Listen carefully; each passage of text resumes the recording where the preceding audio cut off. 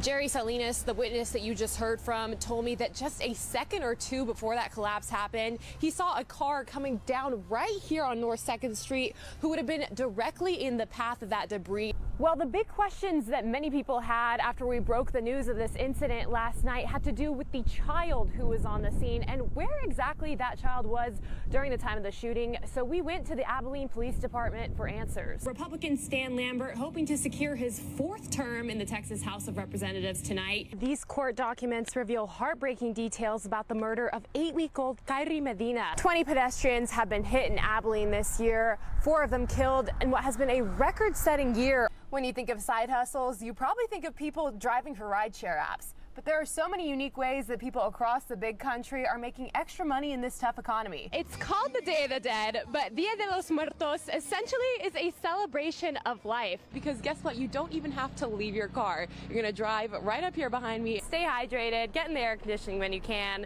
It'll be winter before we know it, or at least that's what I'm telling myself. By the time we get to next week, up to 71. But before we get too excited, we still have a morning commute to get through. And for the next couple of hours, we still will be in those freezing temperatures. White chocolate, dark chocolate, hits your tongue. We all love it. Absolutely. Yeah. Well, you know what today is good for? Today is a good day for hot chocolate because it is very cold. Primary season is now over and voters across the country have chosen who will go head-to-head in the midterms this November. At least 16 people have died from storm-related incidents and more than 1 million were without power as of Saturday morning. Getting and giving gifts is a big part of the holiday season for many, and so is returning gifts. It's week 2 of the NFL season, and Owen is still undecided on how he feels about the Dallas Cowboys. It was like the perfect collaboration of you and I, Taylor Swift and football. What more can we ask for? I'm not sure. That's right, Will and Farah. The Abilene Fire Department responding to heavy smoke and flames early Sunday morning around 1:30 a.m. You can see behind me where a portion of the roof collapsed because of those flames. And while firefighters were able to stop the fire before it spread through the entire roof, there is still heavy damage inside.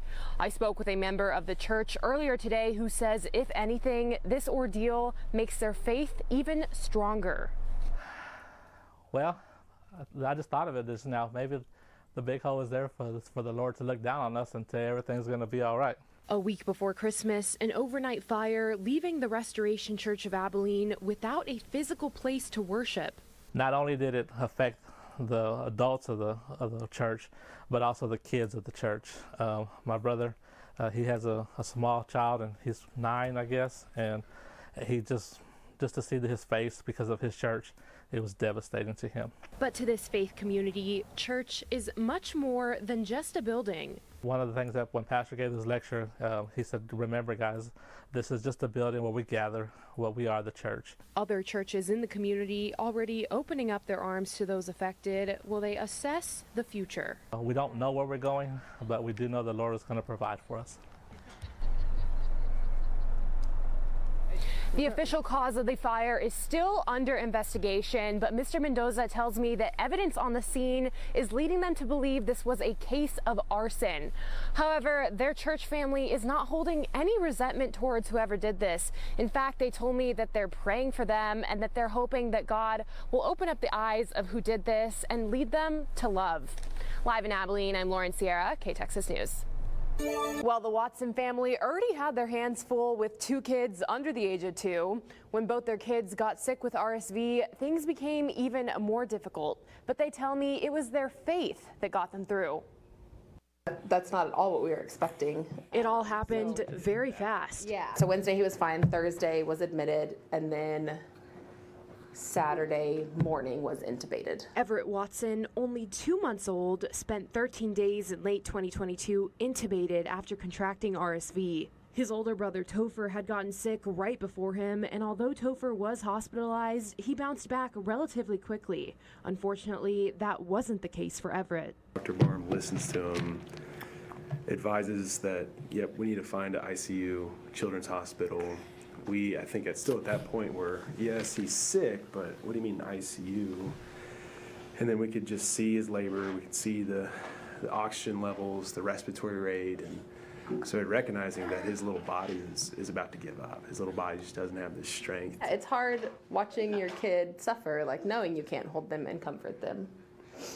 Everett was transported to a San Antonio hospital, and although it was scary, the Watsons say they still felt peace because of community. I felt like there was a hedge of protection. Like, as much as could have gone wrong, and as much as we could feel despair or stress or anxiety, or just dread, just being in the moment, being in the hospital, living in the Ronald McDonald House even. It just opened up our eyes to, yes, we have our community here in our church praying over us, pouring into us, checking in on us. We have our families doing the exact same. The hospital staff, being... And behind all that, they had their faith. We always had a sense of optimism that we're going to get out of here. This is going to pass. But even in the midst of that trial, we still had to recognize that God was good and God was at work. So even when we got these new scary medical vocabulary words tossed around, we still recognize that, no, this is still for God's glory and this is still for God's goodness. So these baby brothers spent almost a month apart through all this. Even Topher being as young as he is, I think it made us all much more grateful to be together. And while they missed their first Thanksgiving together, Topher and Everett were back by each other's side for Christmas. Was trying to climb in the car seat with him, just very excited, and we'll still now be playing and just randomly run over and give him a kiss and then go back to playing. And as you can probably tell, both the Watson brothers doing much better now. In studio, Lauren, Sierra, K-Texas News. So glad. Yeah, community members in Thai upset about a decision to remove benches, archways, and other mementos at grave sites at the Thai cemetery. That decision was soon reversed, but concern still remains about who gets to make decisions like that for their loved ones. That stones that got my father's legacy, all the people that came over on the Mayflower. A passionate meeting Wednesday at the Thai cemetery as families wanted answers. People with loved ones buried at the cemetery received what they say was an upsetting notice last week. Well, we received a letter. It actually got to us on the 22nd and said that we have till September the 30th to remove all benches, archways, shrubs, trees, and flowers that we had put out here that were planted. That letter stating that the items around burial plots were getting in the way of upkeeping the land. We have a bench for my mom and dad's grave. My dad put it out here when my mom passed away, and he came down every day at 6 o'clock from 6 to 7. That was their time every day until he passed. We reached out to members of the association who declined an interview, but told us that these guidelines had always been in place and their decision wasn't to implement guidelines, but to enforce what had already existed.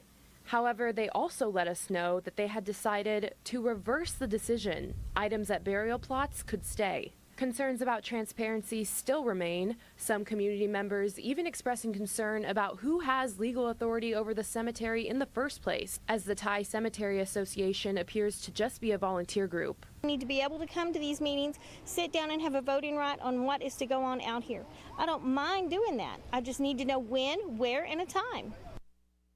And many of the people we spoke to today said that if upkeep is the main concern, they would be willing to volunteer their time and help clean up the cemetery if given the opportunity. In studio, I'm Lauren, Sierra, K-Texas News. Hope they're able to get that worked out. Lauren, thank you. And